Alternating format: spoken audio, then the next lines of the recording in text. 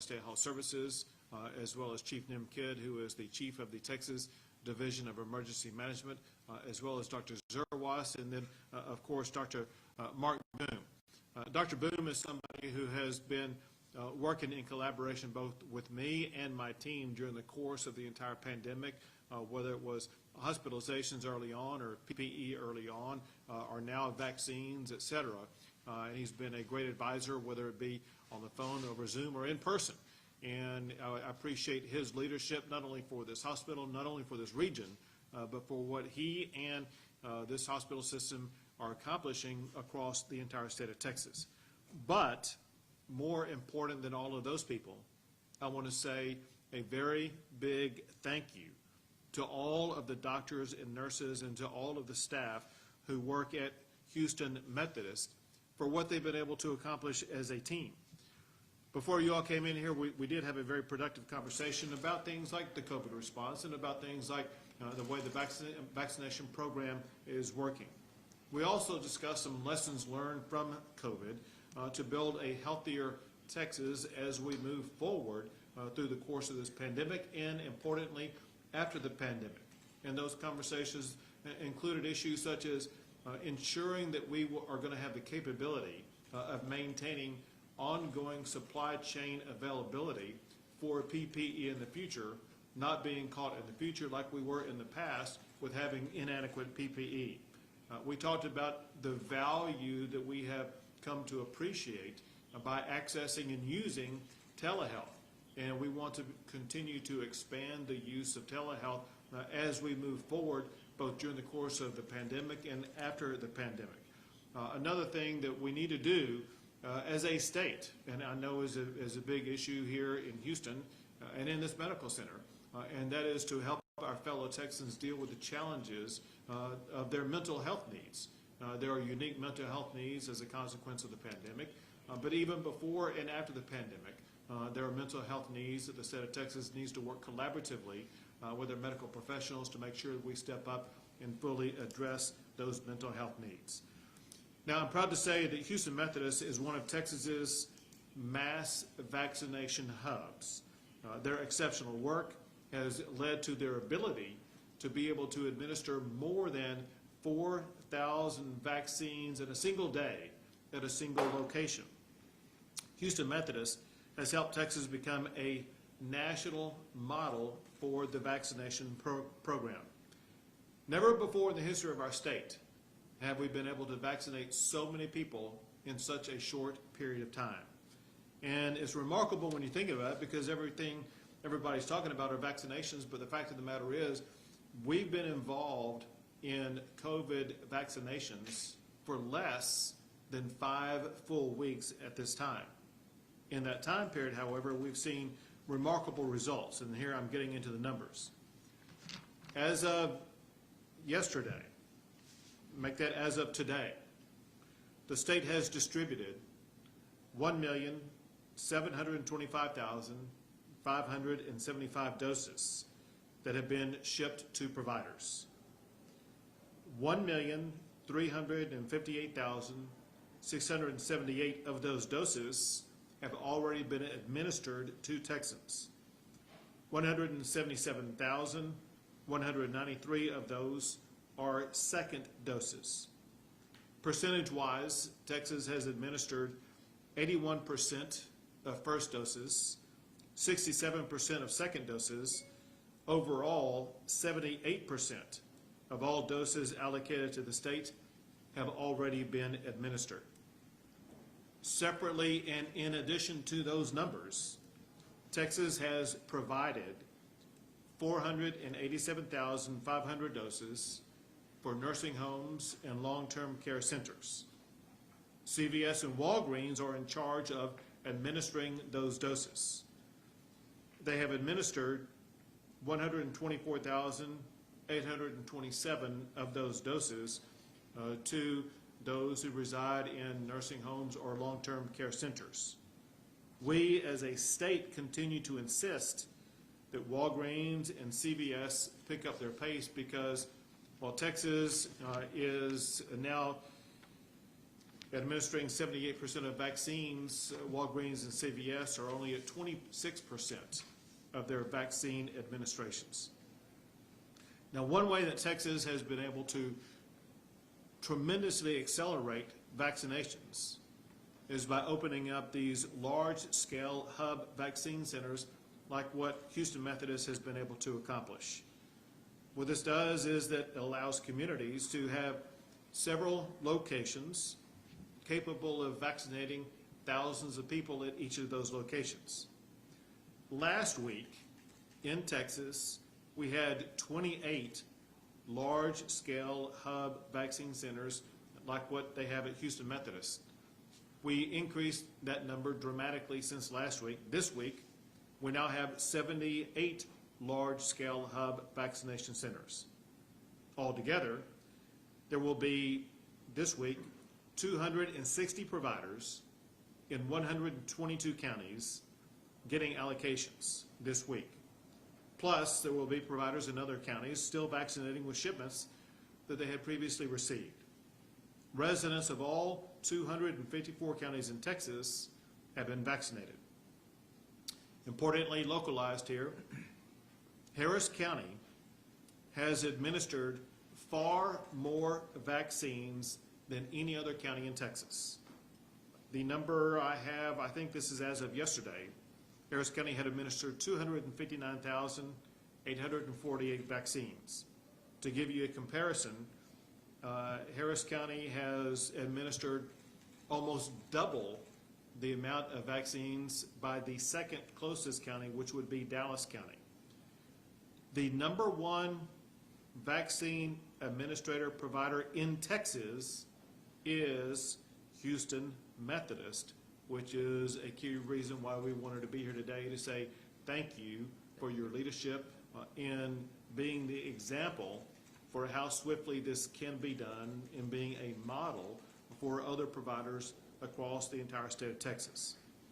As Dr. Boone knows, as everyone knows, because of our scaled up capabilities of quickly providing these vaccinations, there's only one limitation that we have at this moment in time, and that is an inadequate supply of vaccinations.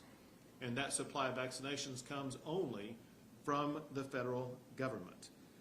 Now, we do get new supplies each and every week. I want to give you the numbers for this week. This week, we are slated to receive our largest supply of vaccines to date. We are receiving this week 333,650 first doses, 509,400 second doses, for a total of more than 843,000 doses this week. And that does not count the number of doses that will be administered in those long-term care facilities. We do expect to see ongoing increases in the number of doses that will be available to us, but again, that depends upon the federal government. Very importantly along those lines, on Sunday, Dr. Fauci said that we should be weeks, not months away from getting additional vaccines. He talked about the oncoming probability of soon receiving vaccines from two new providers. One is Johnson & Johnson, and the other is AstraZeneca.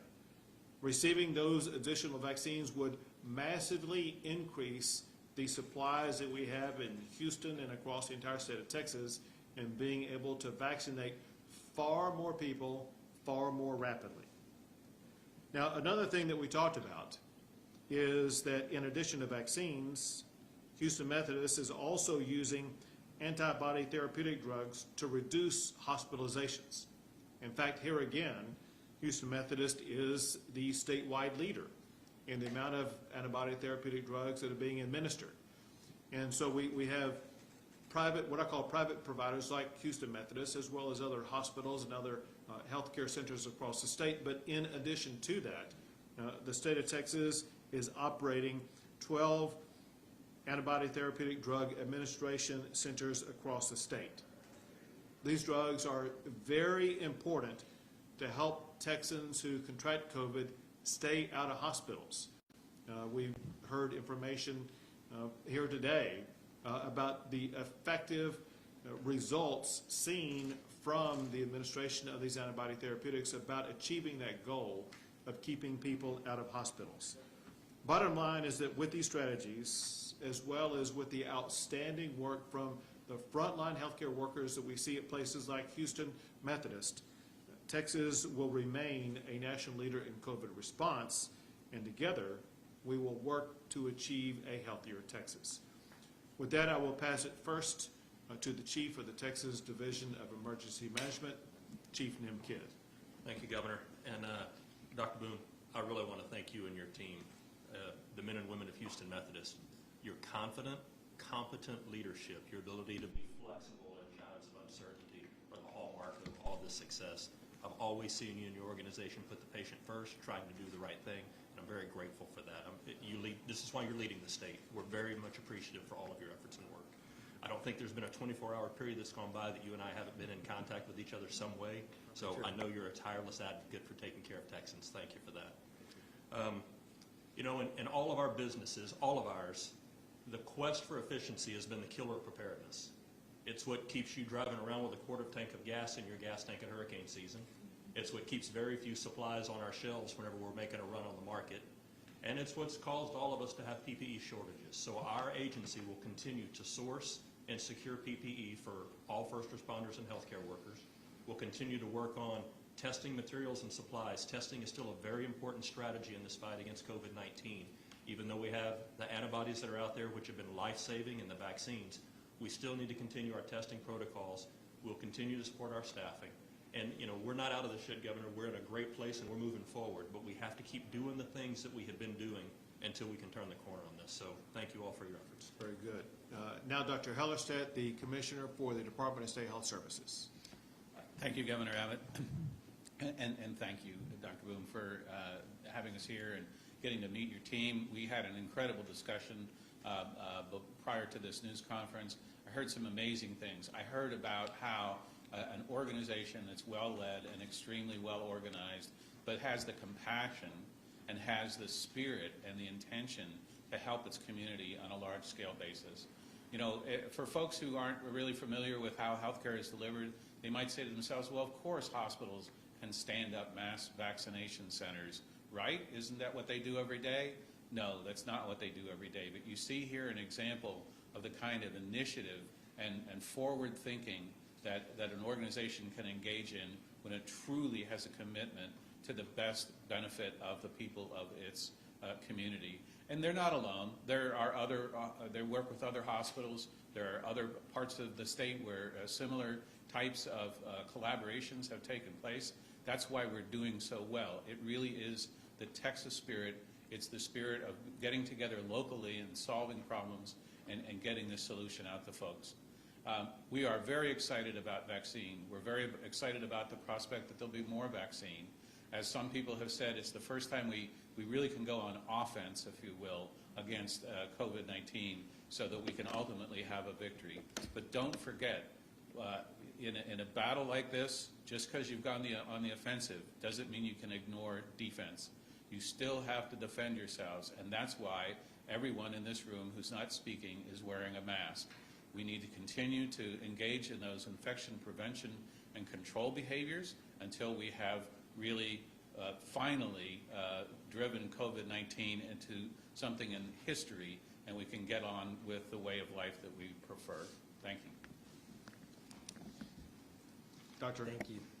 Well, good afternoon, everybody. I'm Dr. Mark Boone, the President and Chief Executive Officer of Houston Methodist. And Governor Abbott, it's been such a pleasure this morning and now into this afternoon hosting you and your team here with our team of frontline workers here who have made such a difference in this pandemic. Dr. Hellerstedt, Nim Kidd, Dr. Zerwas, so deeply appreciate each of you being here as well.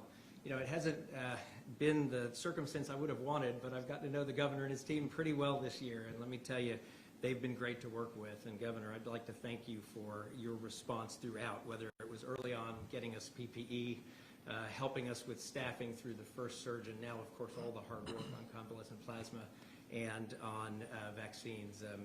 Really deeply appreciate it. In that time, I've been so impressed with your commitment and what you talked about, really making sure we make things happen as a state and moving things forward. Got to tell you, you have a great team. Nim joked about it, but I mean, I literally email, text, phone call all of these individuals, among others. Imelda Garcia has been great as well on a routine basis, and they are so responsive day and night, always with that can-do attitude of how do we help the citizens of Texas and make healthcare better.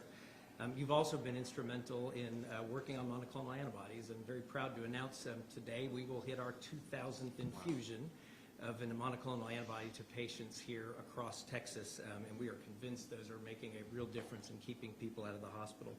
You've also helped, as you talked about at length, with the vaccination process. We have now hit 60,000 first individuals across Houston Methodist for a first vaccine, another 17,000. So all in all, we've vaccinated 77,000 people. And I can speak with my colleagues across the Texas Medical Center and say we're now up to about 141,000 patients together that have received at least one dose of vaccine. Great collaboration among the city, the county, the TMC hospitals in doing all of that.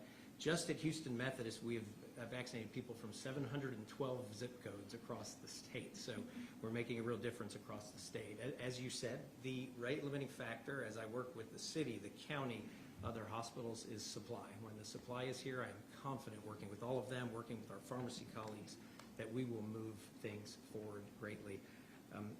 None of this would be possible without your strong leadership. And I have to say, I chair a couple meetings with CEOs across the country, and they're envious of the crisp decision-making, the responsiveness, the flexibility, the focus on execution that's been the hallmark of working with your team. And it's little wonder, I think, that we lead the country as a state. So thank you again, Governor Abbott. And then I want to just wrap up and acknowledge that hospitals really across our state, they've put in one heck of a year, almost a year now, and this wouldn't be possible without the brave men and women, heroic people really across Houston Methodist, across all the Texas Medical Center hospitals, and across hundreds and thousands of people across our state.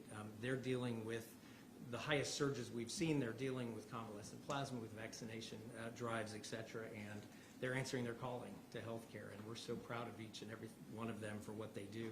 And then finally, I'd like to just remind everybody, and we heard some of this already, we all need to continue to focus on what we know works while we wait for vaccines to kick in. So we need to be wearing a mask. We need to physically distance. We need to avoid social situations where we let our guard down. And very importantly, everyone needs to run towards this vaccine and get this vaccine when it is their turn. Our physicians, our scientists, others have studied this at length. These vaccines are safe, they are effective, and we stand behind them and will continue to drive that. So thank you, Governor, and thank you to your team. Thank you, Doctor.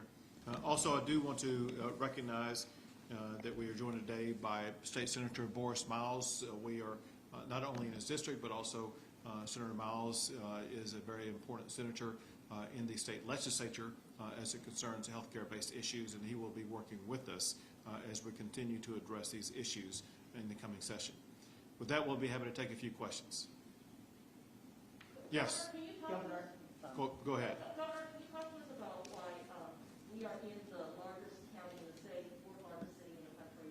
The mayor and the judge are not here today. They spoke publicly about how they have really put forth a portion of the mass distribution of vaccines, so they would like a chance to talk to you and try to get those vaccines distributed properly. They also point out that last week when we visited a different county, up in Tarrant County, that the mayor and judges in those communities were included. Yeah, for the rollout that we had the last week, the purpose of that rollout was to show the public what one of those centers looks like. The purpose today is different. The purpose today is to recognize not one of the leaders, but the leader in the state of Texas with regard to vaccines, with regard to antibody therapeutic drugs, and to use them as the example to talk to others. We spend multiple days every single week talking to the local officials, whether it be the local public health officials or the local officials themselves. Maybe not a day goes by. If it does, it's only one day that goes by without either Chief Kidd or somebody who works for Chief Kidd or Dr. Hellerstedt or somebody who works for Dr. Hellerstedt in constant communication with those local officials, and that process will continue. But today is a day that we celebrate and highlight the role that Houston Methodist has played. And we urge others to copy the example that Houston Methodist has set. Governor Abbott, John Dodd from the Examiner of Beaumont, Texas. We've met a number of times when you were down with our various disasters. On December 3rd, you appointed Mayor Becky Ames as, you commissioned her on the disaster task force affecting elderly and disabled persons. And she has set up our Civic Center, which is capable of vaccinating over 1,000 people every day. They're sitting there today empty, and they've only received 100 doses at the Beaumont Health Department. Would you commit today, sir, to looking into that and seeing what you can do to get, we have a facility, we have the people. As a matter of fact, the financing has already been provided by the state. I believe they received a $67,000 grant to administer vaccines, but we've only had 100. Sure. Would you commit to that for us, sir? Well, I think if you wait momentarily, you're going to get an update. So NIM Kidd, the Division of Emergency Management, and actually a little misleading in the question. While that facility may have only received 100, Jefferson County's had over 14,000 doses to push there over the 5.5 to now 6 week period. We will continue to work with the hub providers, and Mayor Ames is a great supporter and great leader in this focus. We will commit to continuing to push the appropriate per capita amounts of vaccine across the state that we received. And as you've heard the governor say, those don't come to the state. I think that's a little bit of a misconception. They're not shipped to Texas and then we redistribute them out. Those go straight from the manufacturer to those facilities that, one, have the capability to receive and accept the vaccine, and then two, the ability to administer it like we've been talking about. So once that center is up and running, we hope that those other agencies in the area will work together, because we see mass vaccination centers as the most efficient way to deliver. We'll continue to work with Mayor Ames and her team in order to use the most resources that they have. Two more questions. Governor, telearch from Channel 2, are there any plans to make distribution more equitable? Regardless of Houston Methodist success with distributing the vaccine, we're getting calls every day from people who are eligible but can't find it. And we're also noticing that a number of large hospital chains that have been given supplies of the vaccine are limiting, I can't say the word, limiting it to people or patients already in their system. Should they be allowed to do that? Shouldn't that be changed? So I'm going to answer your question, but while you were asking it, I was getting a big head nod no by Dr. Boom. Let me have him answer first. And when you provide your answer, I'm not sure what you were going to say, but if you would share with them what you were telling us earlier. Certainly. About the equitable distribution that you have achieved. Certainly. And then I'll come back and add more. But Dr. Boom has some specific details that respond to your question. Yeah, those equity issues are critically important to us. I mean, as a hospital system, we face social determinants of health and the barriers they provide to good health care every single day. So we've been very intentional about how we cover the population very equitably. So let me walk through how things have happened over the last month. First, we were given the authority to vaccinate 1A individuals. So that was all of our individuals internally working with our physician offices, their staff, and very quickly vaccinated probably 12, 13,000 plus 1A individuals outside of Houston Methodist. So those are fire departments, ambulance, home health agencies, physician office staff, et cetera, throughout our community. Between Christmas and New Year's, we got the green light, which was something we were very pleased from the state, to start vaccinating some patients in 1B. The quick, expedient way to do that was to start inviting some 75-year-old plus in our databases. And keep in mind, our databases have the sickest people in them, so we were able to prioritize the people who will benefit most from vaccine. Subsequent to that, we have rolled that out so it's both our patient base and a sign-up process for the community. The challenges we've been talking about is there's not enough vaccines. So give you an example, we opened up a link. In about 8 hours, we had 20,000 requests to be vaccinated, in addition to other databases and other sources we have. And that obviously is way more supply than we're getting right now. What we did very intentionally is we are looking zip code by zip code. We work with the UT School of Public Health. We've identified zip codes that are more socially vulnerable with lower socioeconomic status, high levels that are below the federal poverty line, zip codes that are high affected by COVID and look at some of those areas and essentially almost double invite into those areas to try to drive vaccine uptake in those hard-hit areas as quickly as we possibly can. We've also worked with federally qualified health centers, Vecino, El Centro de Corazon, Legacy, Hope Clinic, and many others in the future. I know our colleagues across the Texas Medical Center are doing the same. The fundamental issue right now, as we've all talked about, is there's not yet enough vaccine to get to every 75-year-old or every 65-year-old, so we're working very hard to do that as equitably as we possibly can. As I mentioned a little earlier, we've covered 712 zip codes that have had a person receiving vaccine, so this is a very wide and far distribution that we're doing. No, And go ahead. I'm sorry. I was just going to add, in your question, you mentioned hospitals.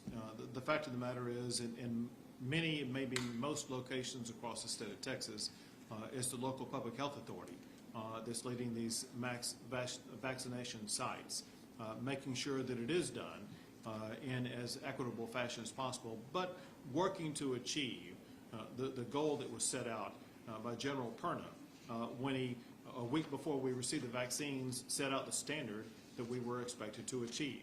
And that is one thing, and that is to save lives. And that's exactly why we identified the population base that we have identified to be the first to receive the vaccines, and because if you just look at the math of it, the people who are most likely to lose their lives because of COVID are either those who are age 65 and older, or those under the age of 65 who have other chronic healthcare conditions that would make them susceptible to losing their life because of COVID. And I can tell you for a fact that in region after region across the entire state of Texas, whether they are local public health authorities or hospitals or other healthcare providers, they are keenly focused on achieving that common goal, and that is to do as much as possible to save lives. If I may redirect to the doctor. Dr. Boone, Doctor. Dr. Boone, Houston Methodist has a footprint internationally, and your database also has patients who have visited your facility from other countries. What measures are in place, or are there any measures, to prevent anyone who is in your database who is from another country to not receive a vaccination, or have you invited people from other countries, neighboring nations, and have they received the vaccine? To my knowledge, we've not done that. We've been focusing on inviting people that are in our database. We're able to look at age. We're also able to then look at obviously many other risk factors, and so we can identify the people who will most benefit in terms of turning down the terrible death rate, turning down the terrible outcomes of this, and then again, we are doing that broadly across our community. So we have vaccinated, as I said, across the state of Texas, but it's really been focused on people who are coming to us from across the state of Texas. Of course, oftentimes I think I see a zip code. For example, in Austin, most likely that's somebody who's living with family here that's getting care here in our community. I'm very confident that we've got a very fair process and an equitable process, and we'll keep driving forward as fast as we possibly can, but we need to continue to get more vaccine. Is there any preventative measure, Governor, for anybody from outside the state of Texas who might be within a hospital database as a past patient to be invited and get the vaccine? It's clear that the vaccines that the state of Texas has are the providers in the state of Texas. Those vaccines are intended for Texans, and the expectation is to accomplish that goal. That's it. Thanks, guys. I would like to follow up. Any more questions? Thank you. We're done with the Q&A. I'm sorry. Excuse me, may I speak? Sorry. We're done with questions. May I speak, please? Can I ask a question? Can you address that briefly? You said the security? Yeah. Just, security, real quick, listen,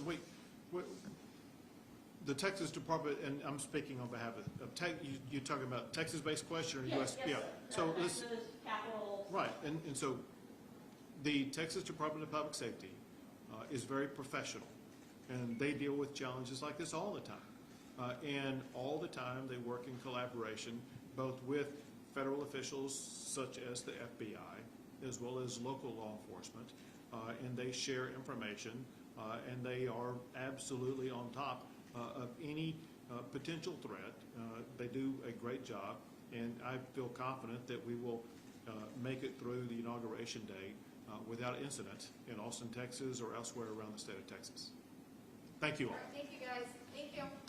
With respect, Thank you. I'd like to follow up my previous question. I can help you with that. Well, I need to talk to the doctor, I'm afraid.